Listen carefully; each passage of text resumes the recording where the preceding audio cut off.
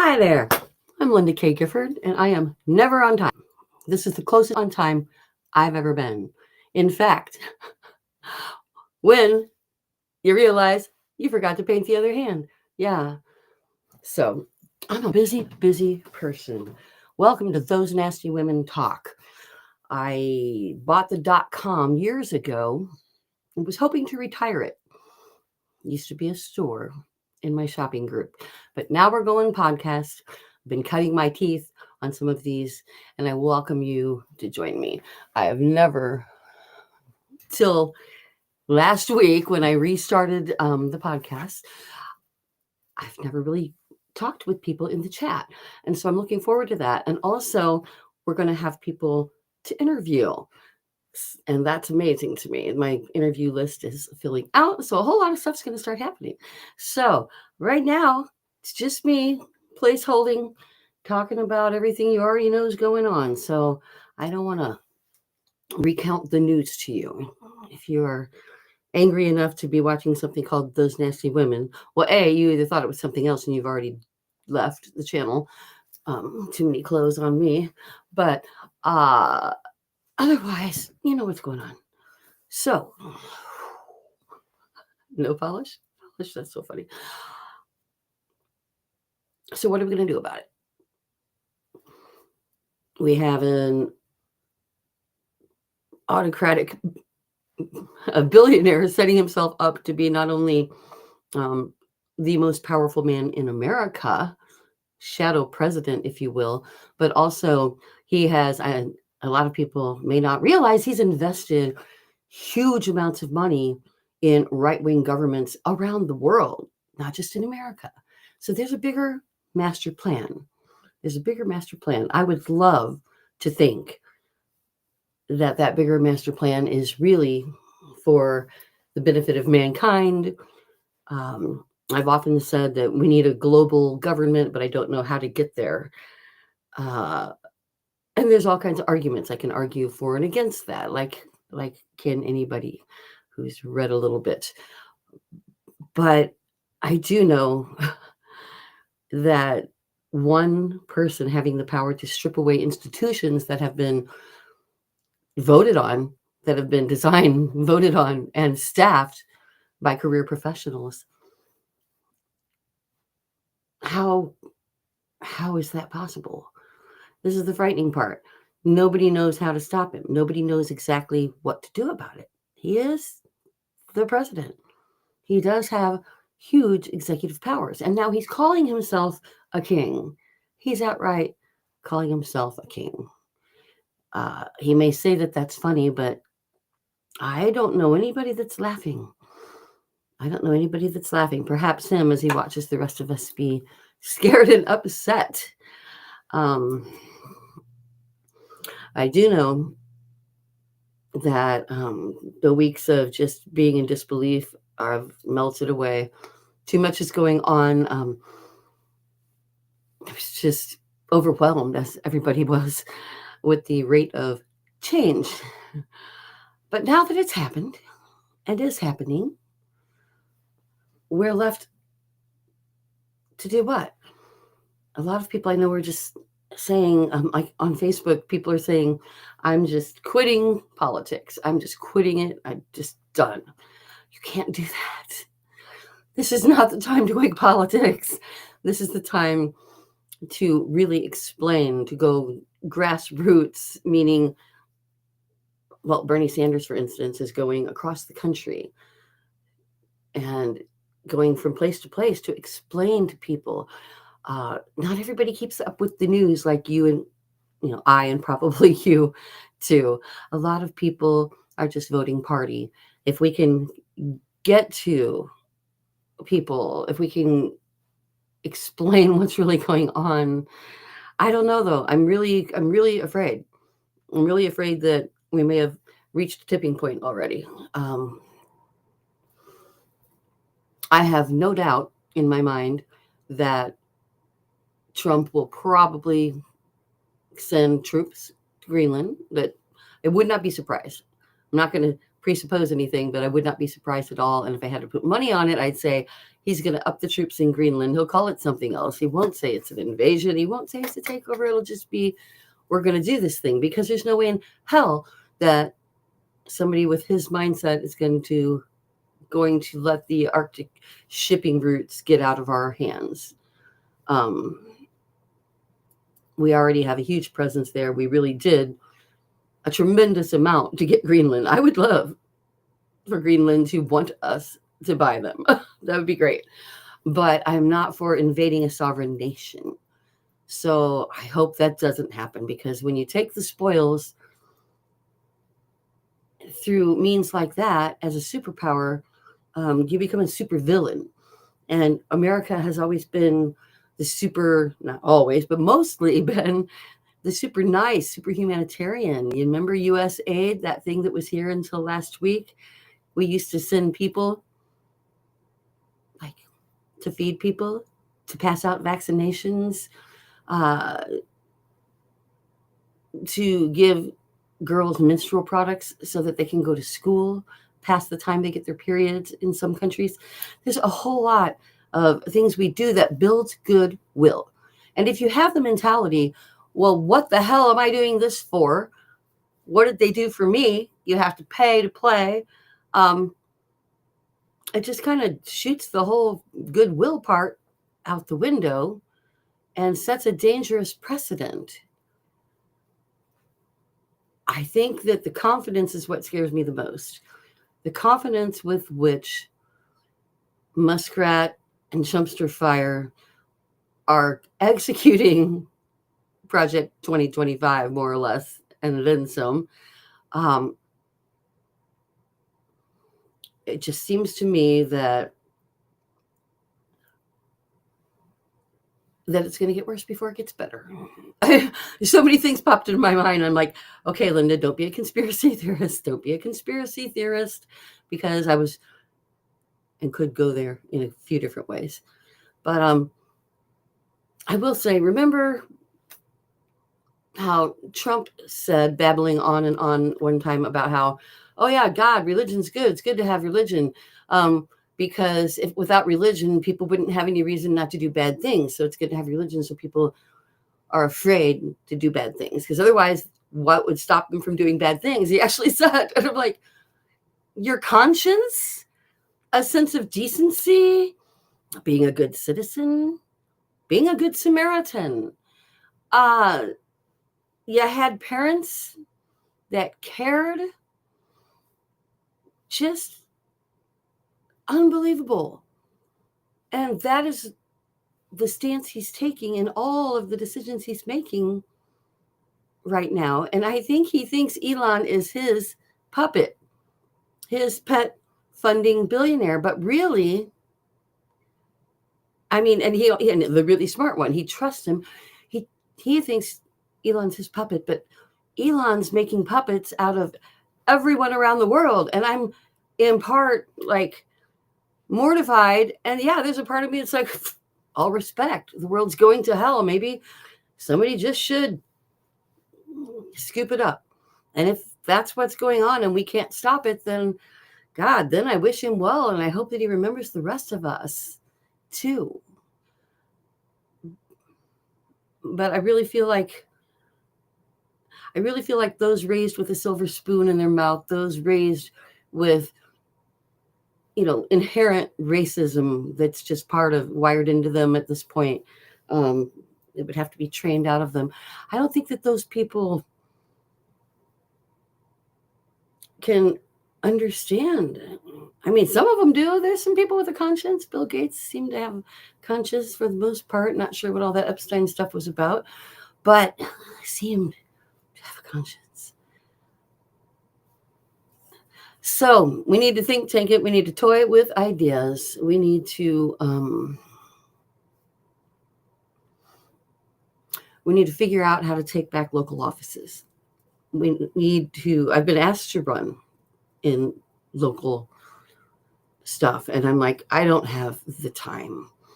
I don't know, maybe I'll change my mind down the road here. Right now, I'm asking everyone to stay active, stay politically active.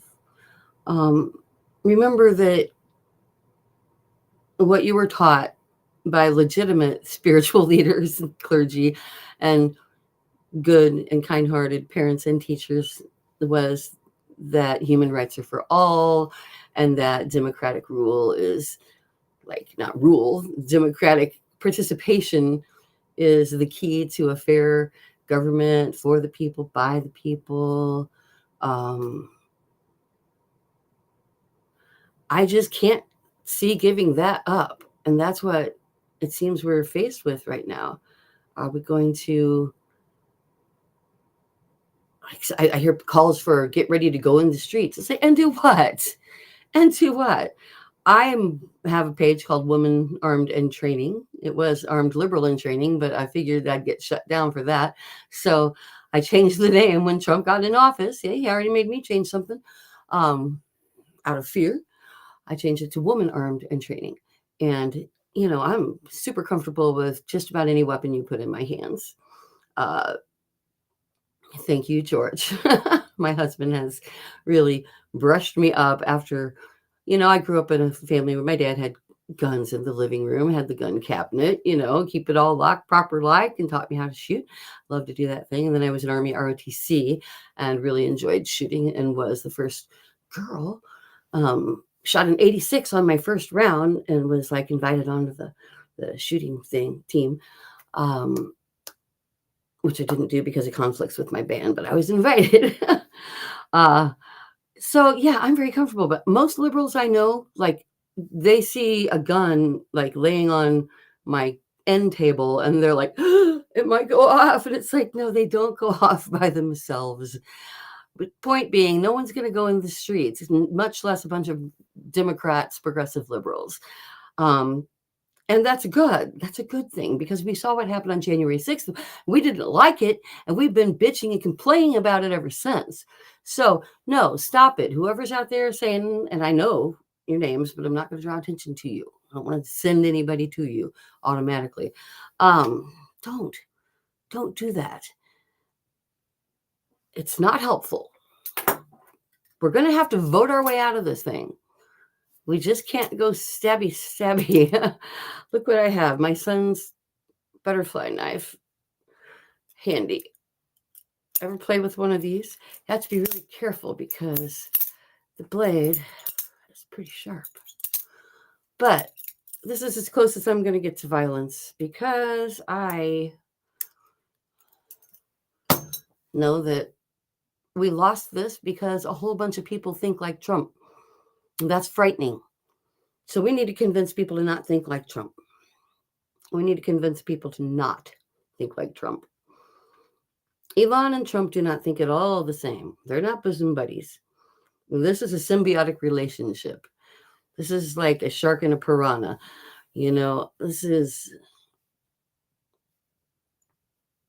They're both getting a whole lot out of the relationship. And Elon's thinking on a much larger scale.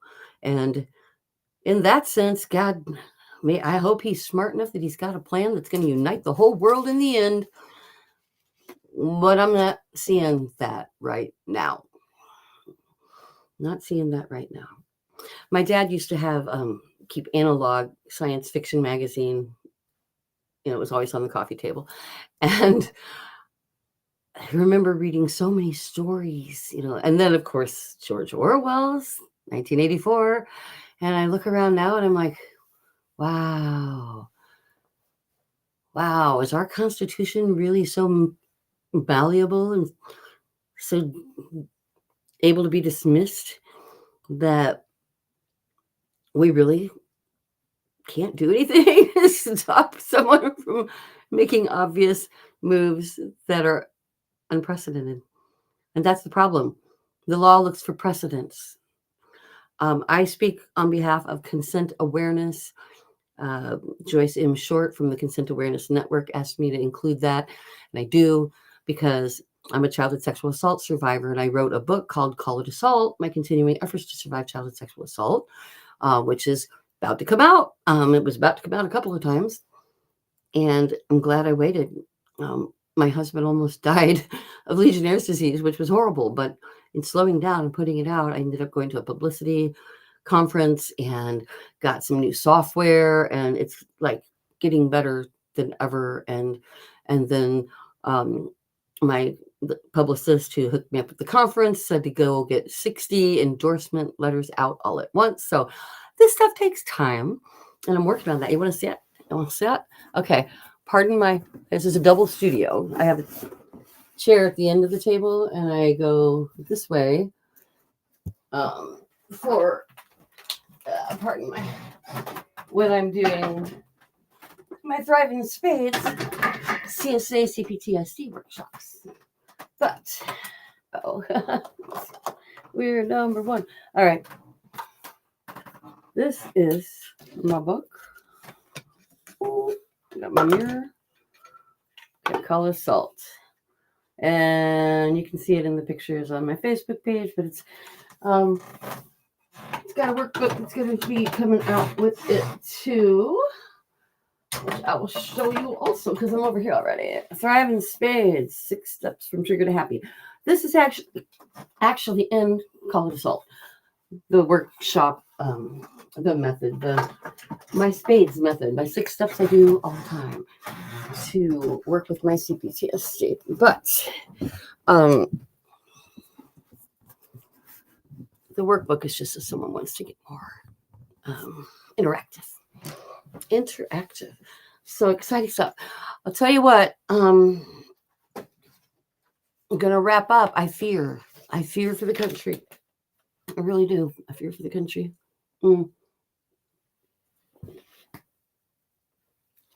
But I'll tell you what's happiness.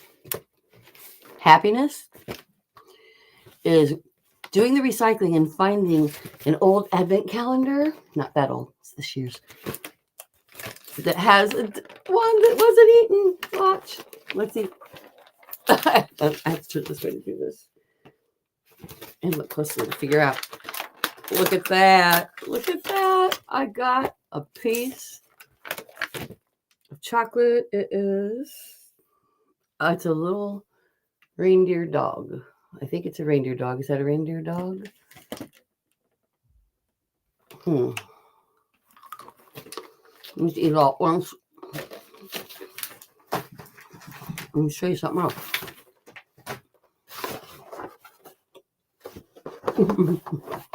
Oh my God, I couldn't talk if I ate the chocolate. My husband got this for me. He knew I wanted it really badly. And boom. This is The Forager's Guide to Wild Foods. It's by Nicole Appelian, PhD.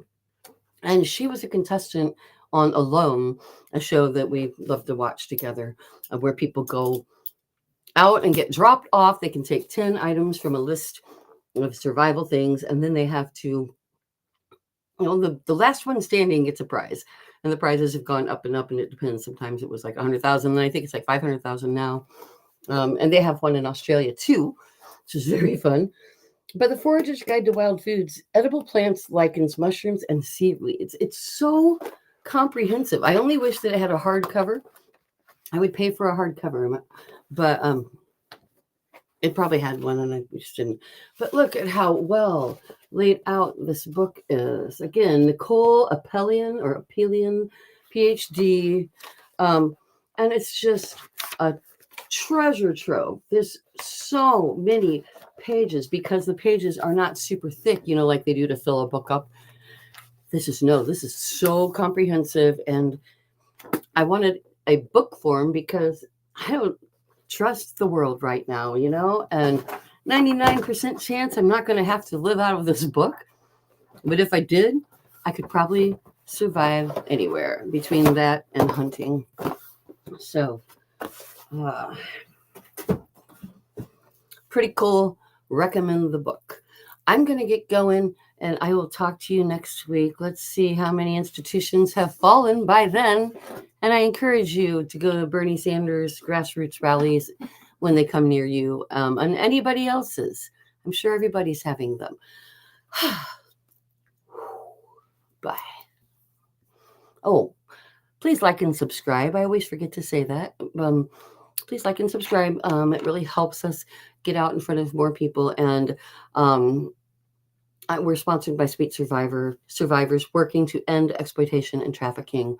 And do join Thrive in Spades if you're a CSA, meaning childhood sexual assault survivor, like myself. I'm a grooming and assault survivor. It's a little bit different and a lot longer. And I work with people with C-PTSD. I'm actually a neurolinguistic practitioner now and still actively studying that. And I've reprocessed my own mind through the help of therapists and cognitive behavioral therapy and such, to the point that I just had to help somebody else. So Call It Assault is a combination of speaking about consent laws, about why abuse is assault when it's sexual. If you rape somebody, why do we call it sexual abuse? When a child is raped repeatedly in their childhood, we still call it sexual abuse instead of sexual assault. Every doctor, therapist, medical professional I've talked to, and I've talked to a lot in the writing of this book and everything else, everyone agrees. Yes, why didn't anybody think of that before? Therefore, Call It Assault will be out soon. And by soon means it still might be another couple of months, because there's waiting on endorsements. I was going to put it out without the endorsements, but then I got better advice from the world's largest publicist of self-help books in the world, who just sent me to the National Publicity Summit in October, where I booked over 70 appearances on podcasts and TV shows, and even a couple of print magazines. So I'm going to have a very, very busy year, and do look forward to that. But I'll talk to you next Thursday. Again, if you are a CSA survivor with C-PTSD, or know someone who is, or work with someone like that, then please come Wednesdays at 3:00 for Thrive in Spades. 6 steps from trigger to happy. And then, of course, Thursday, 4:00 here. I think I just accidentally flipped you off. Sorry about that. I didn't mean to do that. Going to end the stream. Linda K. Gifford signing off.